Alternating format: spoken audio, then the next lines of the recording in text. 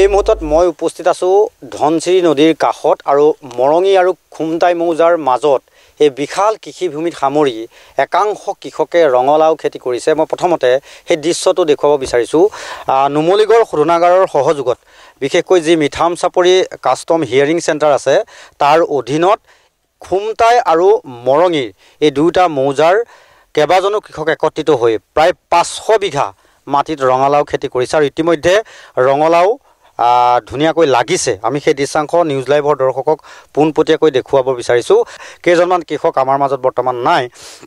মই তেওঁলোকৰ পৰা প্ৰথমতে জানিবৰ বাবে চেষ্টা কৰিম কেনেকৈ আৰম্ভ কৰিছে বা এই বিশাল কৃষিভূমিত তেওঁলোকে কি পৰিকল্পনা কৰিছে। আমি যিটো দিশৰ পৰাই নাচাওঁ কিয় গোটেই বিশাল 500 বিঘা মাটিত আপোনালোকে খেতি কৰিছে, ৰঙালাও এতিয়া লাগিছে, কেনেকৈ আৰম্ভ কৰিছে কি ক'ব? নমস্কাৰ, মোৰ নাম শ্ৰী বলিন শৰ্মা। মই মৰঙী মৌজাৰ এজন কৃষক। কেনেকৈ ৰঙালাও খেতি কৰিছে বুলি ক'লে আমি এতিয়া প্ৰায় আগৰ পৰা আমি ৰঙালাও খেতি কৰি আছিলোঁ। কাৰণ এইবাৰ আমি অলপ বহল ভিত্তিত কৰিছোঁ। কাৰণ বহল ভিত্তিত এইটো কাৰণে আমি কৰিবলৈ সাহস কৰিলোঁ, যিহেতু আমাৰ ওচৰতে নুমলীগড় শোধনাগাৰ আছে, তেওঁবিলাকে আমাক বহুতখিনি সকাহ দিলে। গুটিৰ পৰা সাৰৰ পৰা ধৰি আপোনাৰ ধৰা ট্ৰেক্টৰৰ পৰা ধৰি বহুতখিনি মানে তেওঁবিলাক মানে প্ৰতিটো খোজতে তেওঁবিলাক আমাৰ লগত আছে। বিশেষকৈ এজন ব্যক্তিৰ নাম নল'লে ভুল হ'ব, তেখেতৰ নাম ল'বই লাগিব।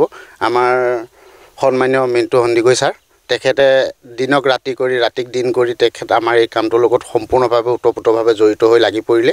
সেইকাৰণে আজি আমি এই 500ৰ পৰা আগত যিহেতু ধৰক আমি 200 বা 300 বিঘা কৰিছিলোঁ, এতিয়া আমি 500 বিঘাৰ প্লাছ বুলিয়ে ক'ব লাগিব আপোনাৰ। কাৰণ দুইটা প্লট লগালে আমাৰ ধৰক আমাৰ এই ধনশিৰি পাৰত এটা আছে আপোনাৰ মৰঙী মৌজাৰ, এটা আছে খুমটাই মৌজাৰ। খুমটাই মৌজাৰ এটা প্লট আছে, মৰঙী মৌজাৰ এটা প্লট। কাৰণ দুইটা প্লট লগালে আপোনাৰ 500ৰ অধিকেই হ'ব ৰঙালাও। কাৰণ যিহেতু কিছুমান আমাৰ এতিয়া অকণমান থমকি যাবলগীয়া হৈছে বতৰৰ কাৰণে, নহ'লে আমাৰ প্ৰডাকশ্যন খুব ধুনীয়া হৈছে। যিহেতু যিখিনি আমি আগত দিছিলোঁ, আগৰ মাল আমাৰ মেচিয়ৰ্ড হ'ল মানে আমি এতিয়া দিব পৰাই হৈছে আৰু আমি জানুৱাৰী ফাৰ্ষ্ট উইকতে দিম বুলি ভাবিছোঁ। নিশ্চয় নিশ্চয় এই ধৰণে ৰঙালাওখিনি আমি দেখুৱাই যাম, প্ৰবীণে দেখুৱাব।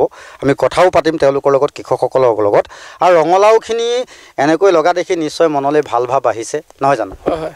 কেনেকৈ ইয়াৰ বিক্ৰীৰ ক্ষেত্ৰত কি কেনেকৈ আগবঢ়া হ'ব? নমস্কাৰ, মই প্ৰশান্ত গগৈ। মোৰ ঘৰ খুমটাই মৌজা বগৰণি গাঁৱত।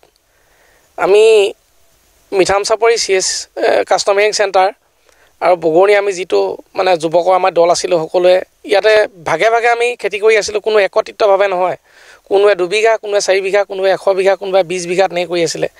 কিন্তু এইবাৰ আমি যেতিয়া সমূহীয়াভাৱে এটা আলোচনা কৰি আমি নুমলীগড় শোধনাগাৰ কৰ্তৃপক্ষৰ লগত আলোচনা কৰি আমি নুমলীগড় শোধনাগাৰ আমাৰ CSR বিভাগ আমালৈ আগবাঢ়ি আমাক যি সহায় কৰি, সেইকাৰণে আমি এইবাৰ বৃহৎ অঞ্চল আমি ধনশিৰি ইটো পাৰে আৰু এইটো পাৰে দুইটো পাৰে আমি প্ৰায় 500 বিঘাৰ অধিক মাটি আমি ৰঙালাও খেতি কৰিছোঁ। আৰু অন্যান্য খেতিও আছে আমাৰ, সৰিয়হ মাত নে কৰি, কিন্তু ৰঙালাও বেছি আছে আমাৰ। আৰু কিমানমান কৃষক জড়িত হৈ আছে ইয়াত? আমাৰ খুমটাই মৌজাৰ আমাৰ 10জনমান আছে আৰু মৰঙী মৌজাৰ প্ৰায় 30জনৰ অধিক, মানে 40জনৰ অধিক কৃষক ইয়াত জড়িত হৈ আছে এই গোটেই পৰিকল্পনাটো। আৰু আমাৰ এতিয়া প্ৰথম যিখিনি আমি দিছিলোঁ প্ৰায় 200 বিঘামান আমি আগতীয়াকৈ দিছিলোঁ, সেইখিনি আমাৰ এতিয়া ফল প্ৰায় মেচিয়ৰ্ড হৈছে। আমাৰ ৰঙালাও প্ৰথমখিনি চাইজো ভাল হৈছে, আমাৰ 3 কেজি ওপৰত আছে, 3 কেজি বা 6-7 কেজি মানলৈ আমি পাইছোঁ টকা। কিন্তু প্ৰথমখিনি ভালে হ'ব বুলি আশা কৰিছোঁ।